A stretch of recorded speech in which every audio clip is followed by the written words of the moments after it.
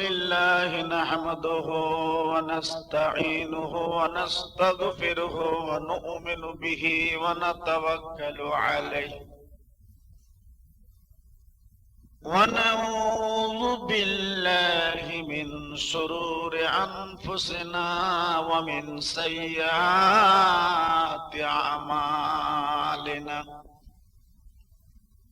من يهده الله فلا مضل له ومن يضلله فلا هادي له ونشهد أن لا إله إلا الله وحده لا شريك له ونشهد أن سيدنا وحبيبنا ورسولنا ومولانا محمدا صلى الله عليه وسلم عبده ورسوله أما بعد فيا أيها العلماء والحاضرون رحمنا ورحمكم الله فقد قال الله تعالى في كلامه المجيد والفرقانه الحميد إن الله وملائكته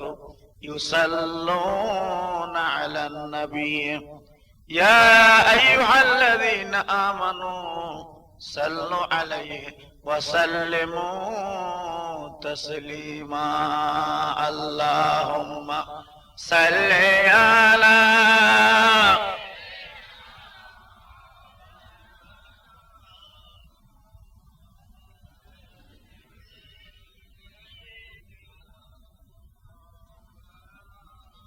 একটু জোরে ভক্তি ভরে পড়েন আল্লাহুম্মা সাল্লি আলা সাইয়্যিদিনা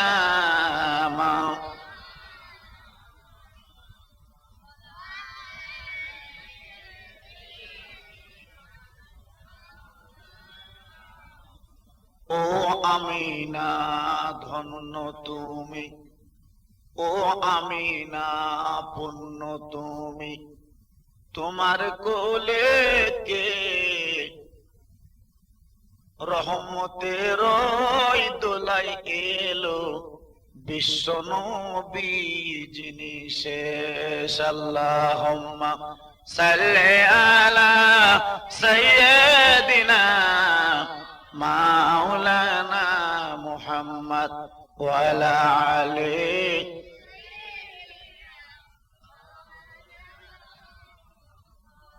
আমার নবী দিনের নবী, আমার নবী দিনের নবী, মা আমিনার কোলে জীর্ণ ঘর আলো করে দয়ার নবী দুলে।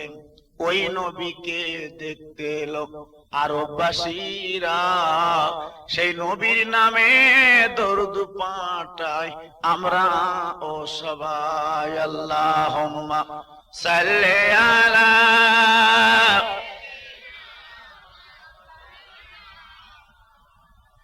ওয়া আলা আলি সাইয়্যিদিনা সাল্লি আলা মুহাম্মাদিন সাল্লি আলা মুহাম্মাদ। হরদম জবা সিনি কালো পাক নামে মুহাম্মাদ। আল্লাহুম্মা সাল্লি আলা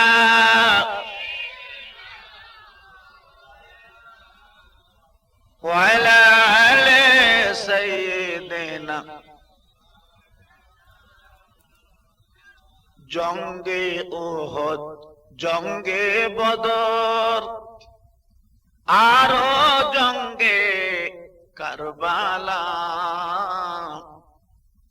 শহীদ হলেন হাসান হোসেন, আরো হলেন হানজালা। বলেন লা ইলাহা ইল্লাল্লাহ, আর জোরে লা ইলাহা ইল্লাল্লাহ।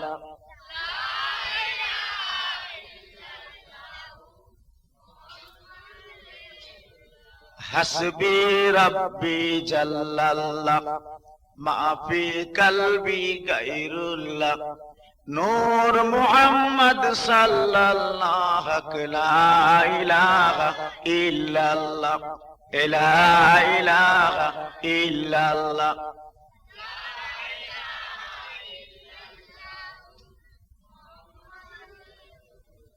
तौहीद की डंक आलम में बजवा दे कमौली वाले ने तौहीद की डंक आलम में बजवा दे कमौली वाले ने पी पी के प्याले कौसर के लौटेंगे मजाजी भर भर के इन्ना आतैना कल कौसर फरमा दिया कमली वाले ने बोले ला इलाहा इल्लल्लाह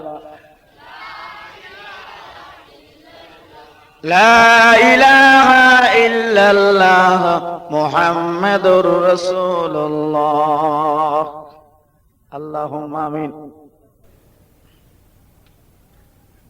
रब्बना आतिना फिद दुनिया हसनतन व फिल आखिरति हसनतन व क़िना अज़ाबन्नार। आय अल्लाह माहे मुहर्रम चाँदे आरबी बছরের প্রথম চাঁদ মুহররম চাঁদ সেই চাঁদে গোনামাকা হাত দুখানা তুলেছি আল্লাহ মেহেরবানি করে গুনাহগুলো maaf করে দাও। আয় আল্লাহ এই মজলিসে যারা হাত দুখানা তুলেছি অনেকের মা কবরে বাপ কবরে হাই বাপের বুকে মাটি দিয়েছি মায়ের বুকে মাটি দিয়েছি আল্লাহ রে তাদের কবর আযাব যেন দেবেন না তাদের কবরগুলো জান্নাতের বাগান বানিয়ে দেন। আয় আল্লাহ এই মজলিসের জন্য যারা দৌড়দৌড়ি করেছে আল্লাহ যারা পয়সা করে দিয়েছেন সহযোগিতা করেছে আল্লাহ তোমার দরবারে কাঙাল বেশে হাত দুখানা তুলেছে আল্লাহ কিয়ামতের মুসিবতের ময়দানে আপনি নিজে পুরস্কার দান করবেন। লা তাকনাতু মির রাহমাতিল্লাহ ইন্নাল্লাহা ইয়াগফিরু যুনুবা জামিআ ইন্নাহু হুয়াল গফুরুর রহিম। সাল্লাল্লাহু তাআলা আলা খায়রি খালকি মুহাম্মাদিন ওয়া আলিহি আজমাইন আমিন। বাকি লা ইলাহা ইল্লাল্লাহু মুহাম্মাদুর রাসূলুল্লাহ। وقال الله تعالى في كلامه المجيد والفرقانه الحميد إن صلاتي ونسكي ومحياي ومماتي لله رب العالمين. وقال الله تعالى في كلامه المجيد والفرقانه الحميد يا معشر الجن والإنس إن استطعتم أن تنفذوا من أقطار السماوات والأرض فانفذوا لا تنفذون إلا بسلطان. মহাসম্মানীয় উলামায়ে কেরাম, আজকের জলসার নির্বাচিত সভাপতি সাহেব, সমাগত আগত ইমানদার ভাই ও আব্বা জানেরা, পর্দার অন্তরাল আমার ধার্মিক আম্মা ও বোনেরা, ছোট্ট ছোট্ট বাচ্চারা, সন্ধ্যা থেকে অনেক ক্লান্ত শ্রান্ত অবস্থা আপনারা বসে আছেন।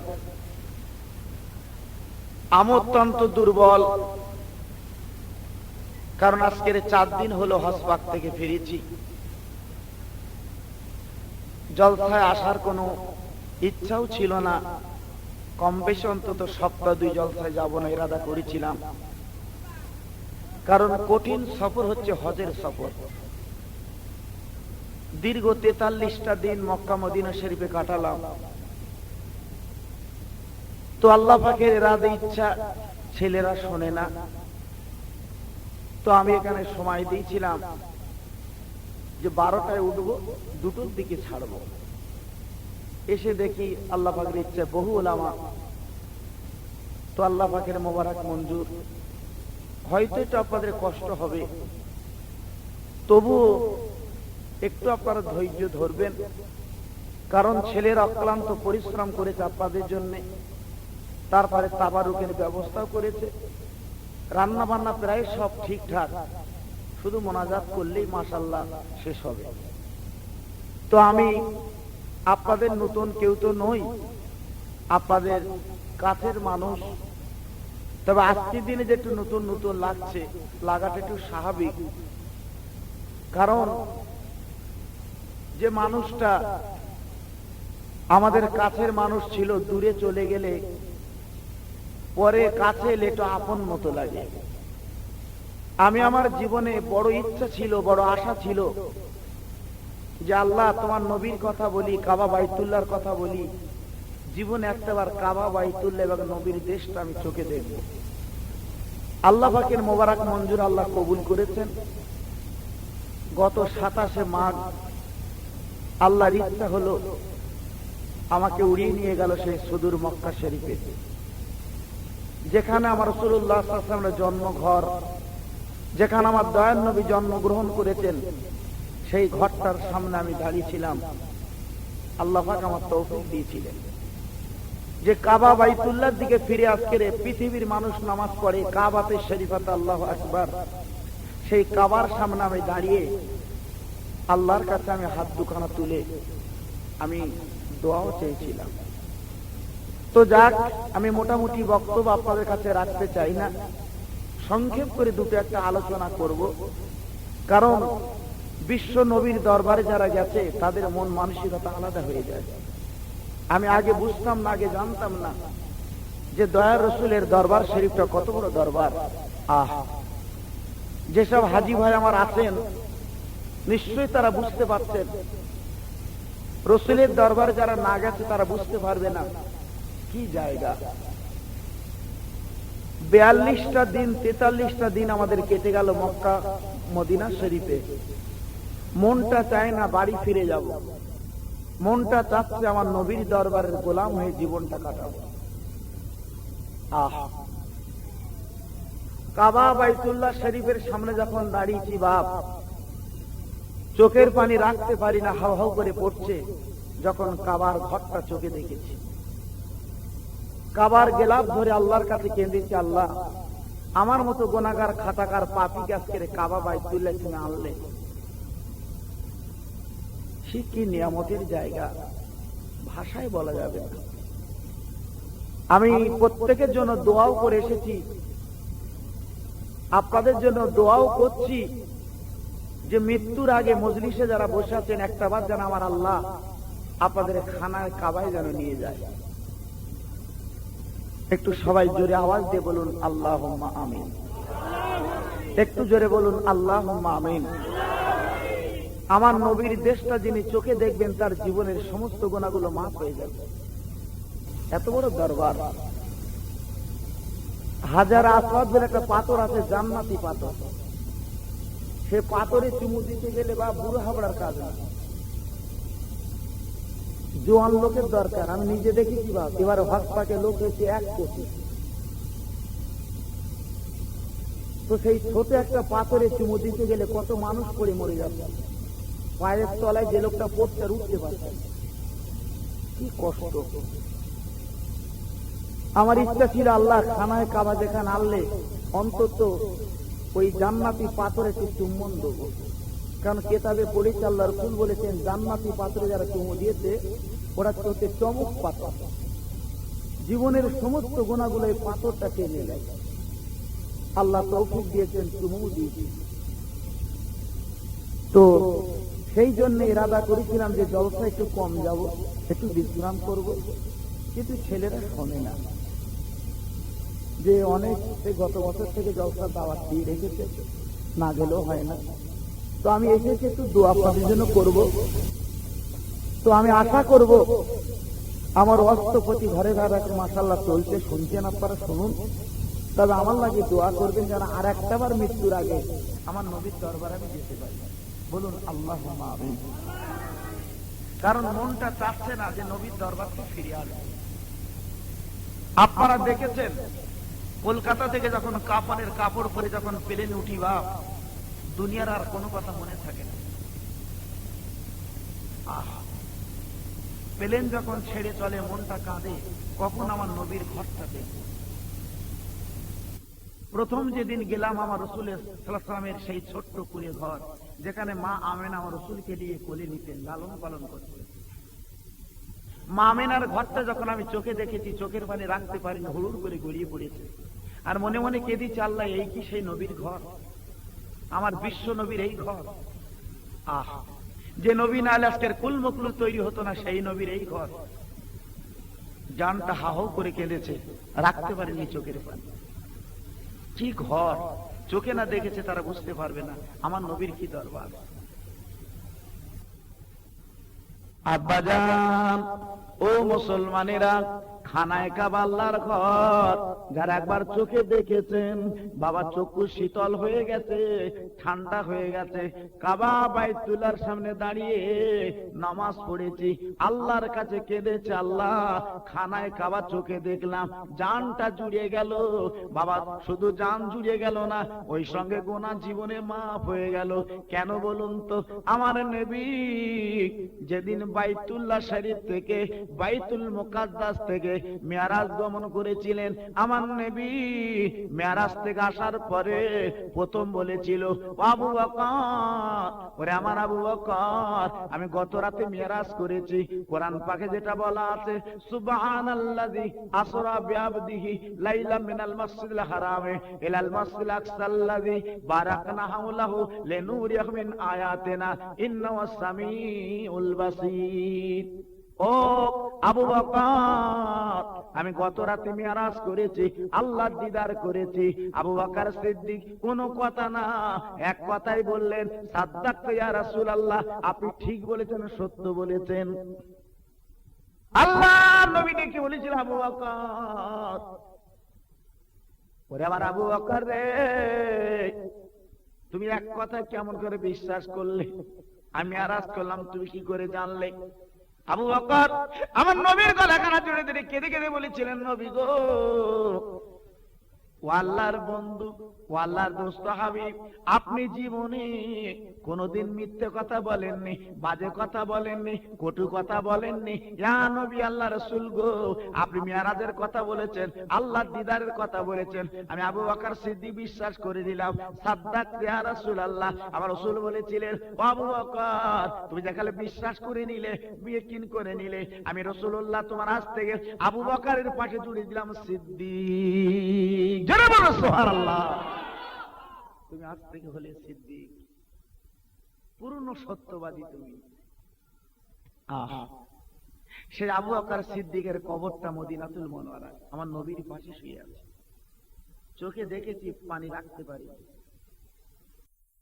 আবু বকর সিদ্দিক রাদিয়াল্লাহু তাআলা আনহু, আবু বকর সিদ্দিক রাদিয়াল্লাহু আনহু ঝরঝর করে কেঁদে বলেছিল, ভাই আলী রে, আমি আবু বকর মারা যাব, আমি আবু বকর যেদিন চলে যাব, আমি যেদিন ইন্তেকাল করব, আমার লাশ নতুন কাপড় দেওয়ার দরকার নেই, যে অবস্থায় আছে ওই অবস্থায় মদিনাতুল মুনাওয়ারায় আমার নবীর দরবারে নিয়ে যাবে, আমার নবীর কাছে অনুমতি চাবে। আমার রাসূল যদি অনুমতি দেয়, আমার রাসূল পাকের কাছে কবর দেবে, আর যদি অনুমতি না দেয়, জান্নাতুল বাকিতেই কবর দেবে। হযরতে আলী কথাটা মনে আছে। আবু বকর সিদ্দিক ইন্তেকাল করলেন, উনি দুনিয়া থেকে চলে গেলেন। এবার বাবা আপনার বলে না, যা পড়া ছিল ওই অবস্থায় নবীর দরবারে নিয়ে গেল, আমার রাসূলকে সালাম করলেন, আসসালামু আলাইকা ইয়া রাসূলুল্লাহ, আসসালামু আলাইকা হাবিবাল্লাহ। তারপর আবু বকর আপনার কাছে হাজির, কোন জবাব দেন না। কোন উত্তর যখন পান না, হযরত আলী চিন্তায় পড়ে গেলেন, আবার সালাম করেছেন, আসসালামু আলাইকা ইয়া রাসূলুল্লাহ, ইয়া হাবিবাল্লাহ, নবী গো, আপনার পাশে আবু বকর হাজির। কোন জবাব যখন পান না, হযরত আলী মনে মনে করেন, আমার নবী বোধহয় ইন্তেকাল করেছেন, আমার নবী বোধহয় ভুলে গেছেন, আবু বকরের কথা মনে নাই। ঝরঝর করে কাঁদতে লাগলেন, চোখের পানিগুলো ফেলতে লাগলেন, আবার সালাম করতে লাগলেন, আসসালামু আলাইকা হাবিবাল্লাহ, আপনার আবু বকর ইন্তেকাল করেছে, আপনার কাছে হাজির। এই বলার পরে হযরত আলী তাকে দেখে, বাপ, আমার নবীর কবরের বেড়াগুলো, আর নবীর কবরের আপনার খাম্বাগুলো থরথর করে কাঁপতে লেগেছে। বাবারা কি বলবো, কবরখানা ফেটে গেল। এবারে কবর তাওয়া দিল রে আমার আলী, আমার আবু বকর সিদ্দিক, আমার আবু বকর সিদ্দিক আমার পাশে আসবে, অনুমতির দরকার নেই। ও আমার আলী রে, যে ছিল আমার গুহার সাথী, যে ছিল আমার সঙ্গে, যে ছিল আমার বন্ধু, যে ছিল আমার সঙ্গে, আজকে আমার আবু বকর আমার কবরের সাথী হবে। একবার চিল্লে জোরে বলুন সুবহানাল্লাহ। ভাইরা বাপজিরা, আমি যেদিন মদিনাতুল মুনাওয়ারায় রাসূল পাকের কবরটা দেখেছি, আল্লাহর নবীর দরবারটা দেখেছি, বাবা, ওই পাশে আবু বকর সিদ্দিকের কবর, চোখের পানিগুলো রাখতে পারিনি। আয় আল্লাহ, আবু বকরের কথা মনে হয় আর চোখের পানিগুলো ঝরঝর করে পড়ে।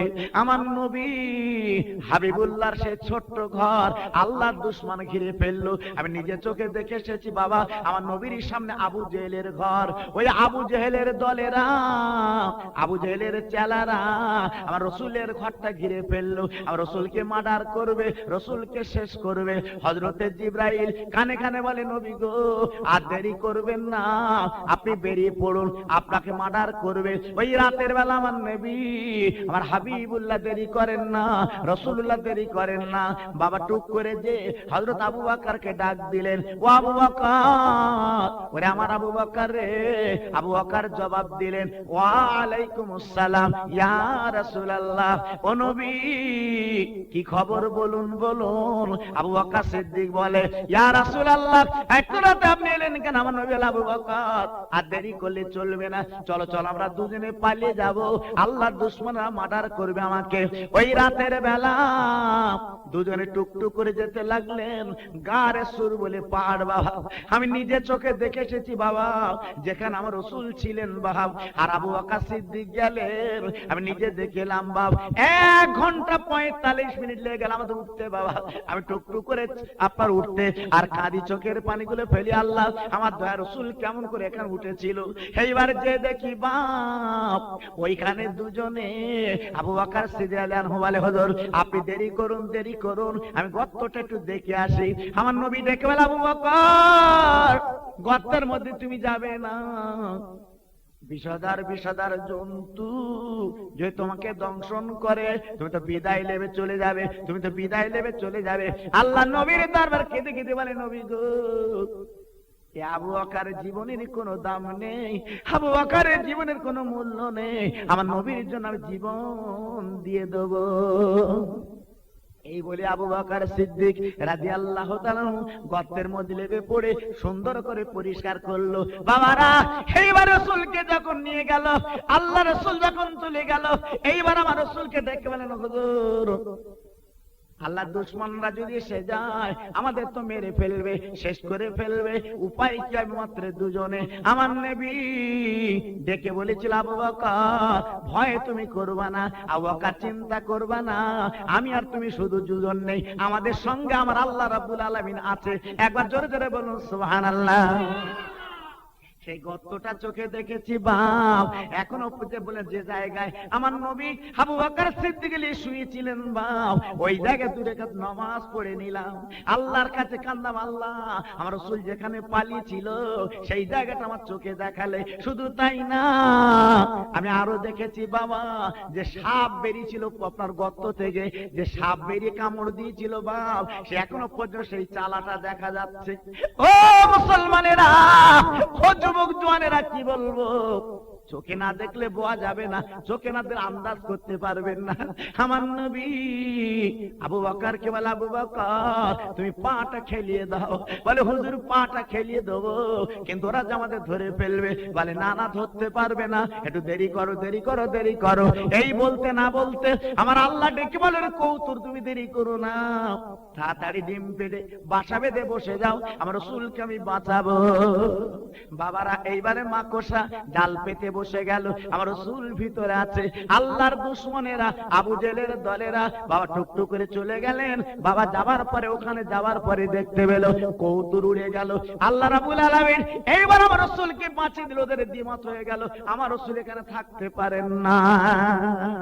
জোরে বলো সুবহানাল্লাহ। কৌতুরটা উড়ে গেল, ওরা বুঝতে পারলো নবী এখানে নেই। যেহেতু রাসূল যদি এখানে যায় তাহলে কৌতুর থাকবে কি করে?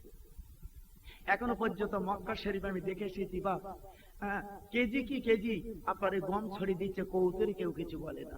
কৌতুর হচ্ছে মক্কা শরীফের পাক নিয়ামত, যেটা বলে সুবহানাল্লাহ।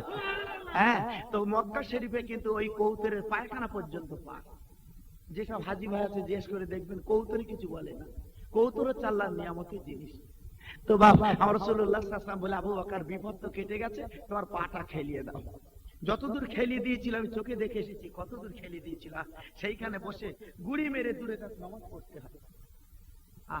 বড় কষ্ট, বুড়োরা উঠতে পারবে না। 1 ঘন্টা 45 মিনিট উঠতে লাগে, শুধু ছেলে খেলা ব্যাপার না, একদম সোজা সড়ক। কথা বুঝতে পেরেছে? বুড়োর কাজ না বাবা, একটু জন যুবকের দরকার। আর আমাদের দেশের নিয়ামত হচ্ছে বা বুড়ো না হলে হজ যাবে না। কথা বুঝতে পেরেছে? মানে একেবারে শেষ, তখন ছোট। হাজার আশায় চুমু দিতে আমার 3 দিন লেগে গেছে। 3 দিন লেগে গেছে আমার মতো মানুষ। কথা বুঝছেন? শুধু একটা চুমু দাও, তাহলে কি অবস্থা বুঝতে পারছেন? সেখানে 1 কোটি লোক হওয়া মানে কি ছেলে খেলা নাকি? হ্যাঁ, তার মাঝখানে চুমু দিতে হবে, মাঝখানে তো অফ করতে হবে। তো আমি দেখেছি অনেক বুড়োরা বাবা ওই কাজ করে, বাট আল্লাহ তাদের কবুল করুক, সব কাজ পারে না। তারা পারবে কি করে? হ্যাঁ, তো আল্লাহ পাকের মঞ্জুর, আপনাদের নেক দোয়ায় সমস্ত কাজগুলো আল্লাহ তারা করে নিয়েছে।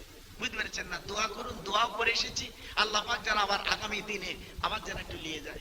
মদিনা শরীফ মক্কা শরীফ যেন সোনার দেশ, যেটা বলেন সুবহানাল্লাহ। যে দেশে কোনো চোর নেই, ছিনতাই নেই, যেটা বলেন সুবহানাল্লাহ। যে দেশে কোনো বাটপাড়ি নেই বাপ, যে দেশে কোনো হিংসা নেই, কি সোনার দেশ বাপ। চোখে যেন মনে হচ্ছে যেন জীবনটা ওখানে কাটিয়ে দেয়। কি দেশ, কি জায়গা বাপ।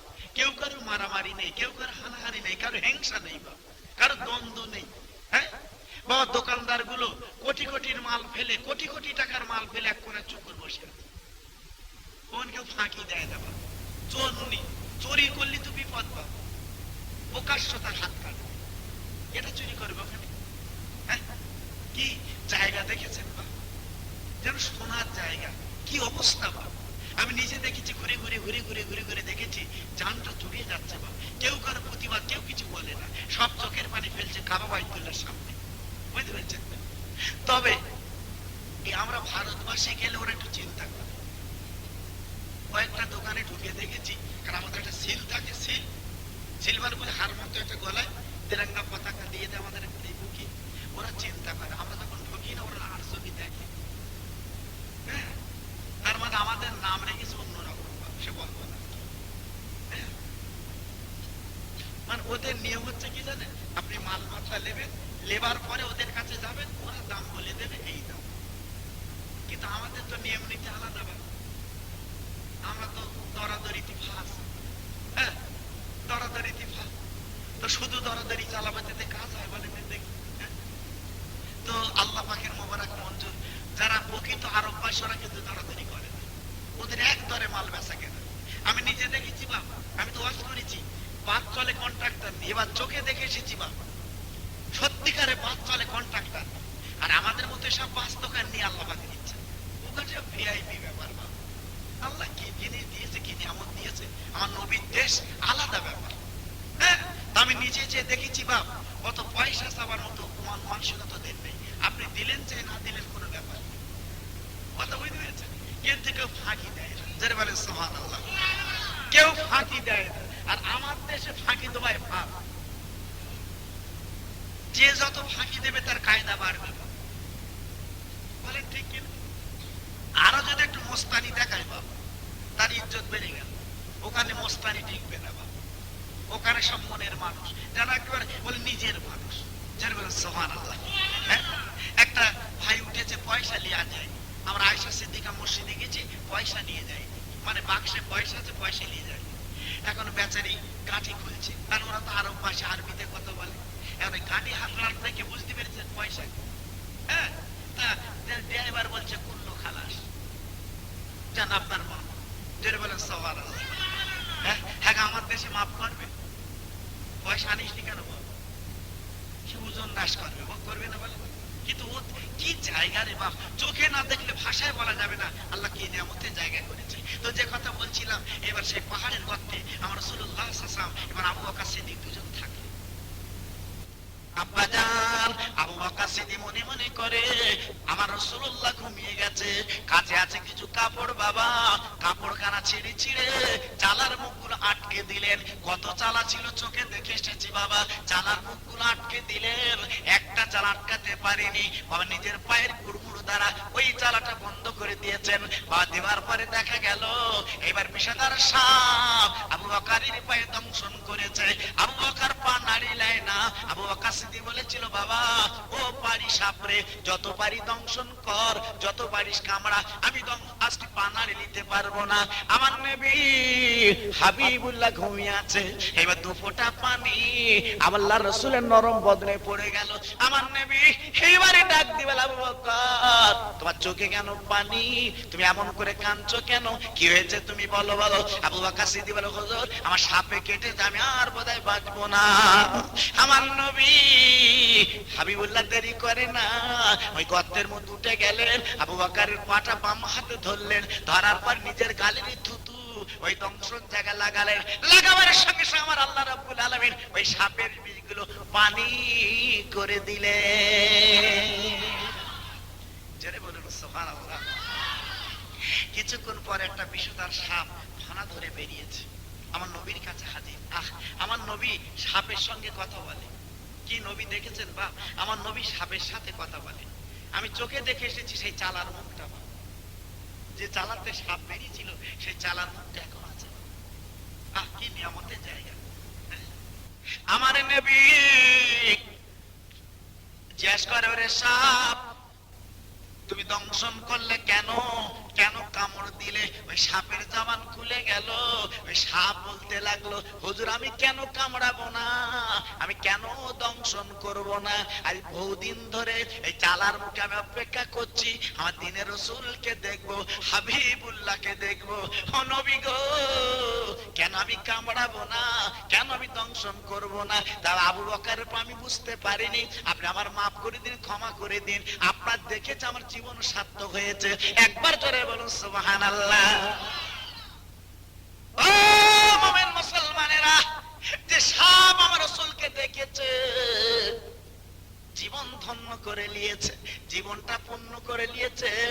আর আবু জেহেল রাসূলকে দেখেছিল, আমার নবীর সামনে ঘর আবু জেহেলের ঘর, আমি চোখে দেখে এসেছি বাবা, আমার নবীর সামনে ঘর আবু জেহেলের ঘর। ওই আবু জেহেল আমার রাসূলকে কত যন্ত্রণা দিয়েছে, কত অত্যাচার করেছে বাবা, কত নির্যাতন করেছে, কত মার আমার রাসূলকে মেরেছে বাবা।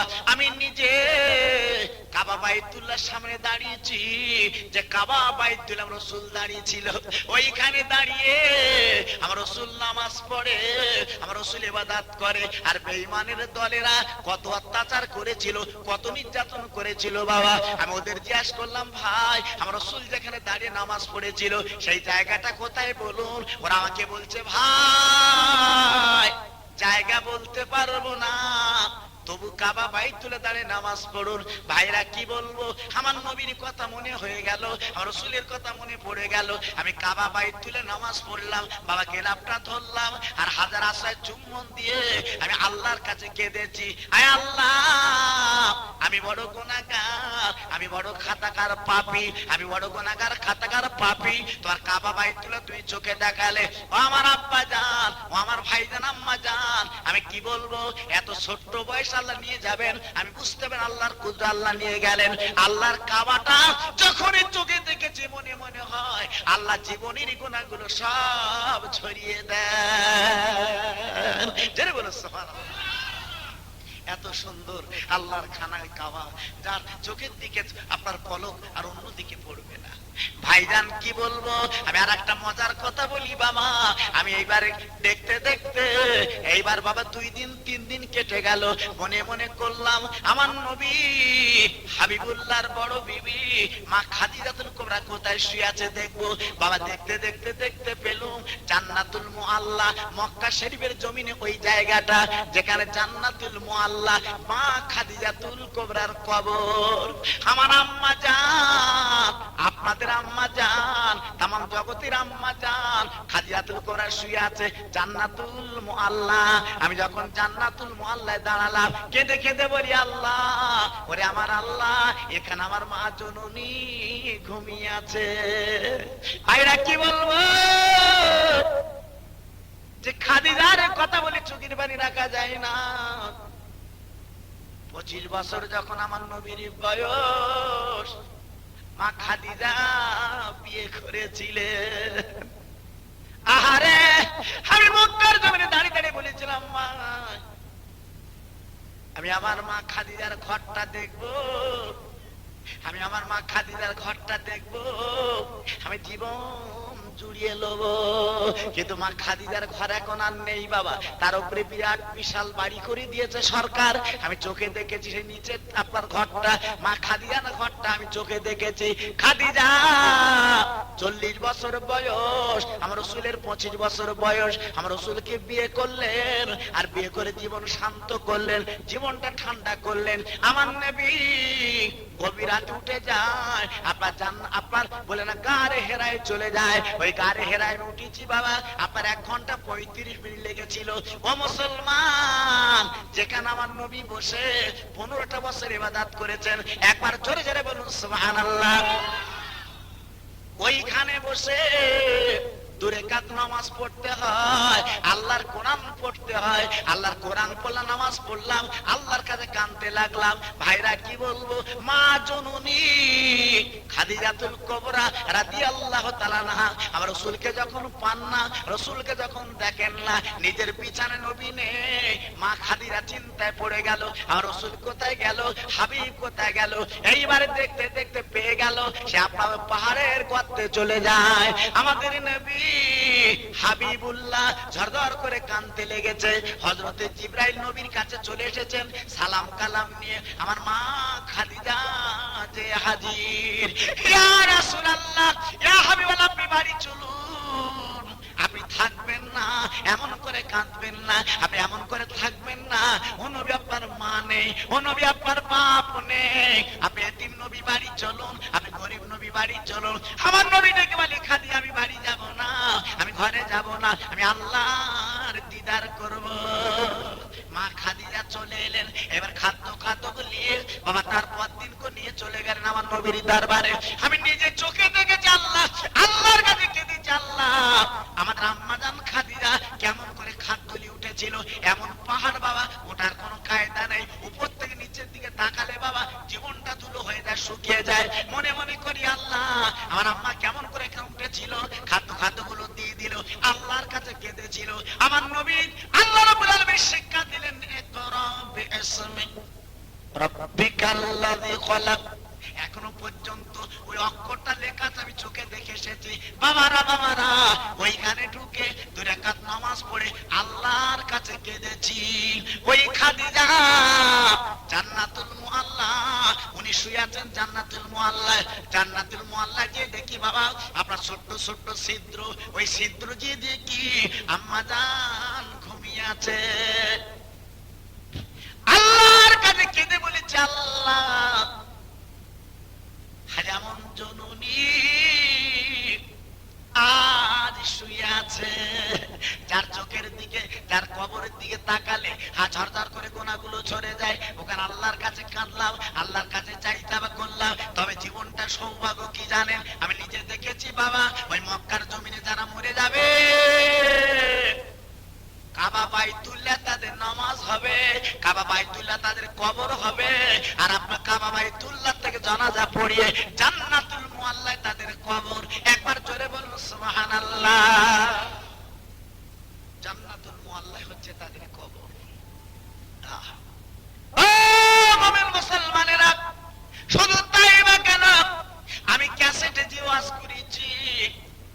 ফাতেমার কথা বহু বলেছি। আমি আমার জীবনে ইচ্ছা ছিল আল্লাহ জীবনে একটাবার ফাতেমার ঘরটা দেখবো। আমি জিজ্ঞাসা করলাম মক্কার জমিন তন্ন তন্ন করলাম ফাতেমার ঘরখানা দেখবো। বলে ভাই, ওখানকার স্থানীয় লোক বললেন ভাই আপনি দেখতে পাবেন না। ফাতেমার ঘর দেখে মানুষ আসার খেয়ে পড়ে, মানুষ কাঁধে চোখের পানি ফেলে। এই জন্য সরকার ঘরটা ভেঙে আপনার সেখানে একটা মসজিদ তৈরি করে দিয়েছে। বাপজিরা কি বলবো, সেই মসজিদের নাম হচ্ছে ফাতেমা মসজিদ। বাবারা ভাইরা কি বলবো, আমার রাসূলের আওলাদ, আমার রাসূলের কন্যা। কিন্তু বিবির কথা আমি বলছি কেন, আমার নবীর বড় বিবি খাদিজা, আল্লাহর নবীর বিবি খাদিজা আমার রাসূলের গলাখানা জড়িয়ে ধরে কেঁদে বলেছিল, ও নবী গো, ও রাসূল গো, আমি জীবনে আপনার খেদমত করেছি, আমি জীবনে কত আপনার পাশে থেকেছি। আমি চলে যাও, বিদায় নেব, আমি ইন্তেকাল করব। আমি বিদায় নেবার আগে আপনার ওসিয়াত করে যাই, আপনাকে বলে যাই, ও নবী আপনার গায়ের চাদর খানা খুলে খুলে আমার কাপড়ের কাপড় বানিয়ে দেবেন। আল্লাহ রাসূল ডেকে বলেছিল, খাদিজা, ওরে আমার খাদিজা, আমার গায়ের চাদর খানা তোমার কাপড়ের কাপড় করো। আল্লাহর নবীর বিবি আমাদের আম্মা জান বলেছিল, আপনার চাদরটা যদি কাপড়ের কাপড় হয়, আজকের এই জান্নাতুল মুআল্লা আমি শোব, আর কিয়ামত পর্যন্ত দুই ধারের মাটির কোনো ক্ষমতা নেই আমার দিকে আসবে। একবার জোরে বলুন সুবহানাল্লাহ। এক মাস একদিন মক্কা শরীফে থাকলাম, সব তত্ত্বগুলো চোখে দেখলাম, জানটা জুড়িয়ে গেল। এইবার আমাদের নিয়ে গেল মদিনাতুল মুনাওয়ারায়। কোথায়? আমার রাসূলের দরবার, যেখানে আমার দয়ার নবী শুয়ে আছে। আমার দয়ার নবী শুয়ে আছে হাবিবুল্লাহর দরবারে। আমি গেলাম। আব্বাজান, আমি আপনাদের কি বলবো, প্রথম দিন যে আমার রাসূলের দরবারটা জিয়ারত করলাম, চোখের পানি চোখে থাকে না। জান্নাত আপা বলে না বাবু সালাম দিয়ে ঢুকতে হয়। আমার রাসূলকে দেখলাম, আমার রাসূলের মজারটা দেখে জানটা জুড়ে গেল। এইবার নিয়াত করলাম, আল্লাহ, আয় আল্লাহ, আমার নবীর দন্দান মোবারক যেখানে শহীদ হয়েছে, সেই উহুদের ময়দান একবার চোখে দেখা। তারপর দিন গাড়ি করলাম, গাড়ি করার পরে চলে গেলাম আবার সেই উহুদ ময়দানে। বাবা যাবার পরে দেখতে পেলাম আমার নবীর যেখানে দন্দন শহীদ হয়েছে। বাবা আমার নবী হাবিবুল্লাহ রাসূলুল্লাহ তার যেখানে ভেঙে গেছে, সেই জায়গাটা চোখে দেখলাম। বাবা জানটা যেন হা হাওয়া করে কাঁদছে। আমার দুশমনের রাসূলের দুশমনেরা আজকে এমন করে মেরেছিল, আর রাসূলের বাবার দাঁতটা ভেঙে গেল। শুধু তাই না, ওই মক্কাবাসীরা রুটি দিয়েছিল, মুসলমানদের নবী বেঁচে নাই, রাসূল মারা গেছে। এটা চতুর্দিকে রুটি দিলেন, চতুর্দিকে ঘটিয়ে দিলেন যে মুসলমানদের নবী বেঁচে নেই, উনি ইন্তেকাল করেছে।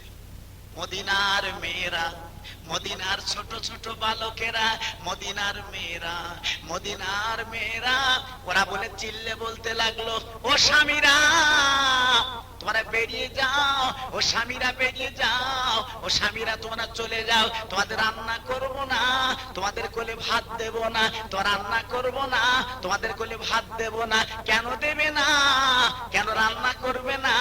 বলে আমার দয়ার রাসূল দুনিয়ায় বেঁচে না। ও যুবক জওয়ানেরা, ও আমার ভাই আম্মা জানেরা, তার রাসূলকে কত ভালোবেসেছিল, রাসূলকে কত মহব্বত করেছিল, রাসূলের প্রেমে কত মুগ্ধ ছিল তারা। আর আজকের আমরা মুসলমান নবীর নাম শুনি বটে বাবা, রাসূলের মহব্বত এলো না, দুনিয়ার মায়ায় মহব্বতে পাগল বেনে গেছি, দুনিয়ার মহব্বত আজকের মজনুন বেনে গেছি। না না, একটু মায়া করুন, একটু মহব্বত করুন। দুদিন পরে কবরে যেতে হবে। আজকে যে জানাজাটা হলো আপনারা তো পড়লেন অনেকে বাবা, ওই মানুষটা কবরে চলে গেল, আর কোনদিন আসবে না, আর কদিন পাবেন না। এই দুনিয়ায় বাঁচতে গেলে আমরা রাসূলের মহব্বতটা নিতে হবে। তাদের কাঁদে মা, আমাদের চুমু দিন, ওরে আমার মা আমাদের গালে চুমু দিন, আমাদের আদর করে নিন, আমাদের গালে চুমু দিন, আদর করে নিন। আমরা এবার জলদি যাব, আমরা জলদি যাব নবীর দরবারে। আমার রাসূল নাকি বেঁচে নাই, আমার নবী নাই, শহীদ করে দিয়েছে, নবী বেঁচে নেই। আমার রাসূলকে দেখব, আমার নবীর কাছে জীবনের জ্বালা জুড়াবো। আহা, কচি কচি বালকেরা মায়ের কাছ থেকে বিদায় নিয়ে তারা ছুটে গেল ময়দানে, তারা আমার রাসূলের দরবার চলে গেল।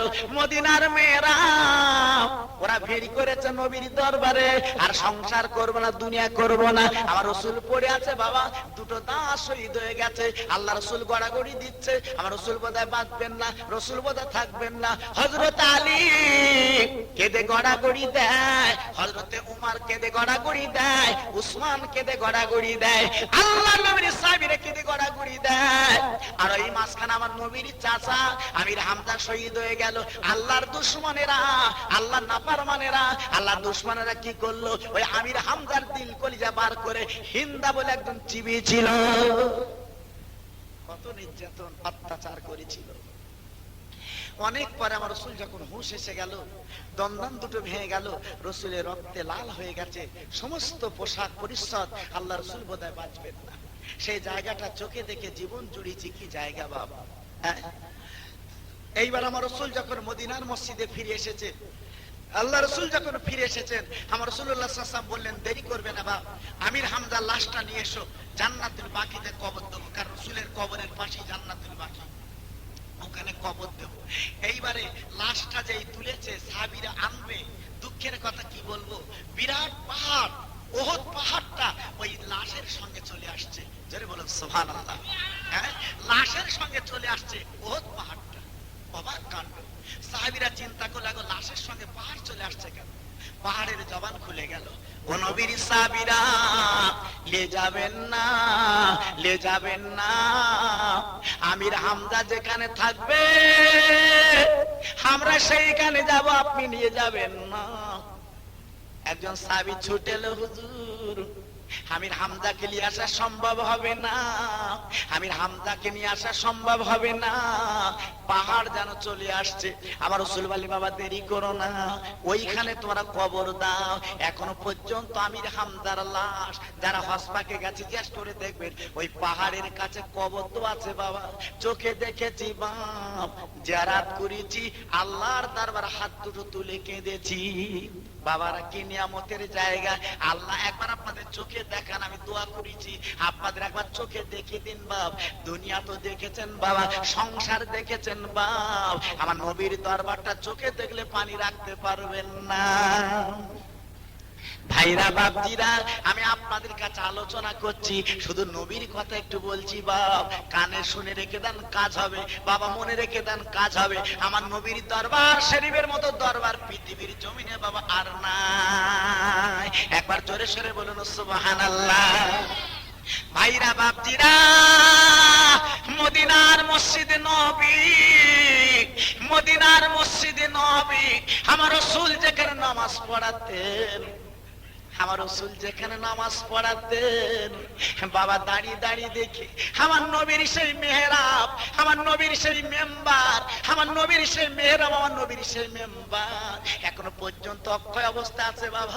আমি তাকে দেখে আমার নবীর নামটা লেখা আছে, বলে না হাজা নবী মুহাম্মদ রাসূলুল্লাহ। চোখে দেখে ওইখানে দাঁড়িয়ে দুটো রাকাত নামাজ পড়ে কাঁদি, আল্লাহ আয় আল্লাহ, তোমার নবীর মেম্বার, আল্লাহ তোমার নবী নামাজ পড়াতো, ওই জায়গাটা জান্নাতের টুকরো, ওইখানে দাঁড়ালে জীবনের গুনাহ মাফ হয়ে যায়, হাজীদের দোয়া কবুল হয়। আমি কেঁদে কেঁদে বলেছি, আল্লাহ তুমি আমার নবীর দরবারে নিয়ে এলে, আল্লাহ তুমি আমার নবীর দরবারটা চোখে দেখালে, আমার নবীর কাজটা আমি চোখে দেখে জীবনটা আজকে জুড়িয়ে নিলাম।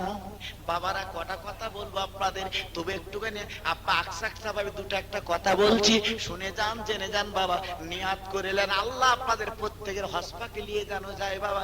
কঠিন আপনার জীবনটা, আপনার কঠিন জীবনটা আপা বলে শান্ত হবে, ঠান্ডা হবে যদি একবার নবীর দরবারে যেতে পারেন বাবা। আপনারা নিশ্চয়ই দেখেছেন, অনেকে হাজীদের মুখে শুনেছেন যারা নবীর দরবার কাছে চোখের পানি রাখতে পারে না। আমি এবার বললাম বাবা, ফাতেমার কবরটা দেখবো। আমার নবী নন্দিনী ফাতেমা তো জোহরা কোথায় শুয়ে আছে, জান্নাতুল বাকি। যে ফাতেমা জীবনে আরাম করেননি, জীবনে আয়াস করেননি, জীবনটা কাটেছেন স্বামীর দরবারে, জীবনটা কাটেছে আব্বার দরবারে। এইবার কবরটা দেখবো জান্নাতুল বাকি।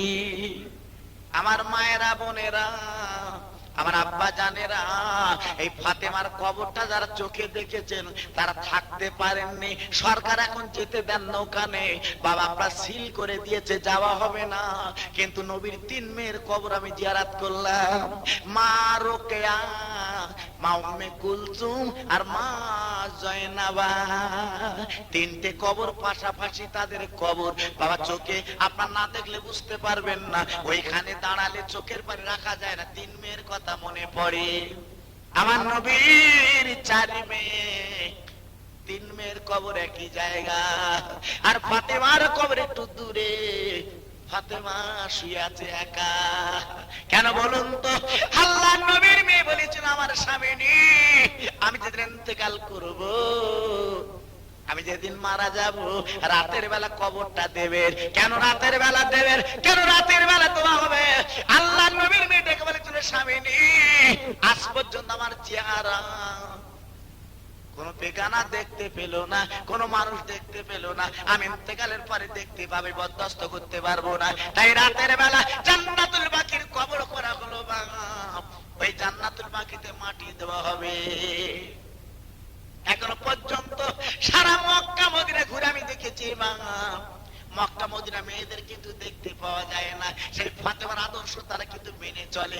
একবার চিল্লে বলুন সুবহানাল্লাহ। তাদের কিন্তু দেখা যায় না। কত আদব তাদের মধ্যে, কত ভালোবাসা। কিন্তু আমাদের মেয়েদের হাট বাজারে দেখা যায়, জোরে বলেন দেখা যায় না? ও দেখা যায় না। হ্যাঁ, ও বাবা, বেড়া সবাই ঘুরে দেখেন, সব মাথায় মাথায় মাথায় মাথায় আপনি দেখতে পাবেন। কিন্তু মক্কা মদিনায় কোন নারীর আপনি দেখতে পাবেন না, কোন নারী দেখতে পাবেন না মক্কা মদিনায়, অন্তত আরববাসীদের। এত পর্দানুশীল ওরা, ওদের বাড়ি পর্যন্ত দেখতে পাবে না, ভিতর পর্যন্ত এত পর্দানুশীল ওরা। ফাতেমার আকায়েদ ওরা মেনে চলে। ওরা জানে ফাতেমার চেহারা জীবনে কেউ দেখতে পায়নি, আমাদের চেহারা কার দেখাবো না। ছেড়ে বলে সুবহানাল্লাহ। চিন্তা করুন কত বড় তাদের ভক্তি, কত বড় ভালোবাসা। ভাইরা, তাই আপনাদের কাছে আমি বলতে চাই, এই মাসের 10 তারিখে, এই আরবি মাসের 10 তারিখে লাইলাতুল আশুরা, আমার নবীর 2টো নাতি, আমার নবীর 2টো নাতি শহীদ হয়েছিল, আপনারা জানেন। আমি বেতার কথা আমি আপনাদের কাছে, একটা নাতি বিষ পান করে মরে গেল, আর একটা নাতি আপনার রক্তে লাল করে মরল। কেন বলুন তো? আমার নবী যেদিন